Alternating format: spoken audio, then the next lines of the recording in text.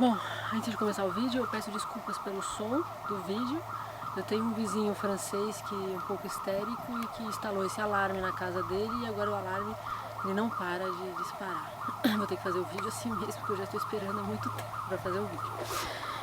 Meu nome é Laila Terra, eu tenho 34 anos, sou artista visual e sou formada em artes visuais. Trabalhar com design ou arquitetura ou ambientação, ambientes, na verdade foi uma grande surpresa para mim. Na faculdade eu não tinha muito interesse. Eu só fui começar a trabalhar com marcenaria quando eu saí da faculdade e montei meu ateliê individual.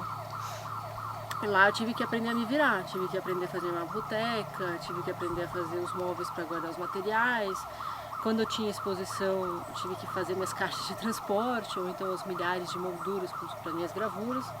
Acho que quando você é uma artista meio pobre, acho que você tem que aprender a se virar. E quando isso aconteceu, eu vi uma potencialidade, uma potência, ou então eu vi uma liberdade na construção, na manufatura. Eu vi que dava pra gente, para sermos independentes da grande indústria, assim. Muito interessante quando você aprende a construir as coisas, eu me senti totalmente livre e potente. Acho que diante desse sentimento de liberdade, de potência, de construção, de qualquer coisa, na verdade, eu vi uma liberdade para construir qualquer coisa. Eu resolvi sair de São Paulo e morar na praia. Particularmente eu moro em Ubatuba. Eu me casei em 2012 e mudamos para cá. Só que o projeto não era só morar na praia. O projeto era construir um ateliê e uma casa com nossas próprias mãos. Quando a gente estava pesquisando, estudando arquitetura, estudando casas e projetos, etc., para fazermos o projeto, eu me apaixonei pela casa Farnsworth, do Van der Rohe, que é uma casa incrível, né? Ela é toda de aço e toda aberta, sem uma parede, toda de vidro. E a gente resolveu fazer uma réplica da casa. Loucura, óbvio, que é muito complicado você fazer uma réplica da Farnsworth. Você precisa de um terreno plano, enorme, que apesar da casa não ser muito grande, ela tem uma ocupação de espaço muito grande. Então a gente viu que não era, infelizmente não era possível fazermos uma réplica da Farnsworth, mas a gente usou como base principal, como forma arquitetônica principal, a Farnsworth e o Van der Rohe em geral, assim. Uma forma, uma base de modernista, né? Uma estrutura de casa de aço, toda aberta, sem parede, toda de vidro, etc. Lógico que a gente usou também, a gente pesquisou a Bobbard, também pesquisamos arquitetura japonesa e a gente começou a construir. Foi interessante a construção da casa, que a gente viu que existia, a gente não sabia nada, o que era maceira, concreto, nada. E foi interessante que a gente estava estudando e pesquisando nos livros e a gente viu a diferença, a distância que tem entre a ideia, o conceito e a explicação lógica e conceitual de algo para a concretude, assim, para colocar a mão na massa, assim, para fazer, assim.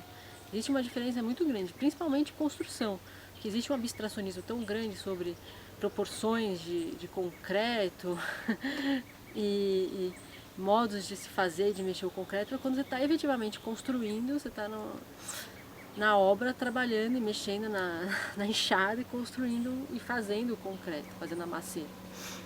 E foi bem legal esse embate conceitual com a prática, assim.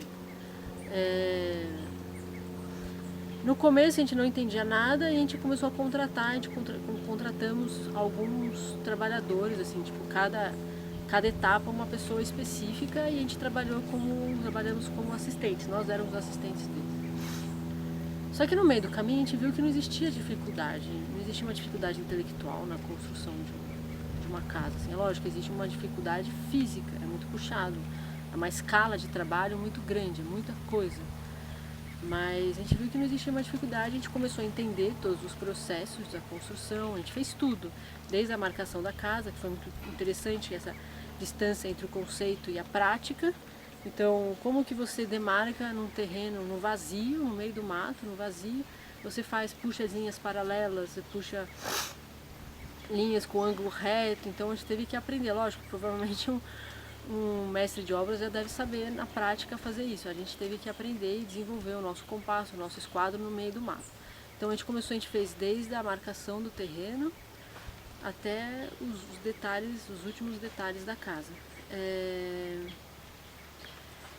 Então chegou esse momento que a gente viu que não precisava mais contratar ninguém, então nós viramos os mestres de obra da construção e contratamos assistentes para ajudar a gente nessa questão, porque é muito físico, é muito puxado. Foi interessante o que aconteceu, como entrou o móvel aí. No meio da construção eu engravidei e nós temos um filho hoje de 3 anos, vai fazer 3 anos. E começamos a fazer a construção, o nosso projeto, começamos pelo ateliê. E o que é o ateliê? É um retângulo vazio, sem parede, igual do Van der Rohe. Só com espaço, a ideia era ser um espaço aberto para trabalhar, para ter o ateliê de cada um. Quando o Kylian nasceu, tivemos que começar a pensar como que a gente transforma um espaço vazio, sem parede, sem divisões de parede, e como que a gente constrói esses ambientes, como que a gente divide esses espaços. Ainda mais que nosso projeto tem uma arquitetura muito específica de iluminação. Por exemplo, a casa não precisa acender a luz em momento algum durante o dia, ao longo do dia.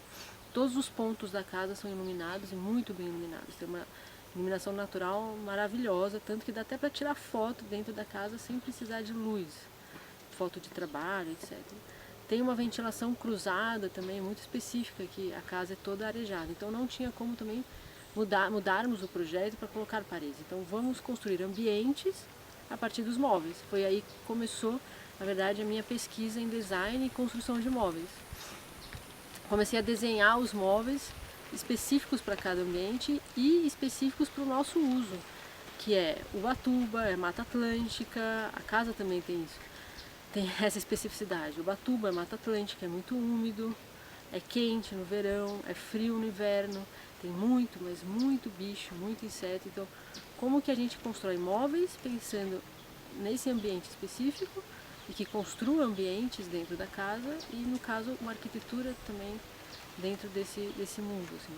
Então, e eu comecei a achar bem interessante o desenvolvimento de móveis e junto, óbvio, vem a prática, porque nós mesmos fazemos, a gente não contrata ninguém. Então eu comecei a gostar muito dessa relação muito prática. Acho que como artista eu tenho isso, como pintor e gravurista, é a ideia e a prática. E aí, fazendo esses móveis, eu comecei a trabalhar com serralheria e comecei a me interessar muito pelo metal, porque é muito mais rápido, é muito mais fácil fazer uma estrutura de metal para depois preencher com a madeira. Então essa na verdade é a minha experiência com designs e com construção e arquitetura e ambiente.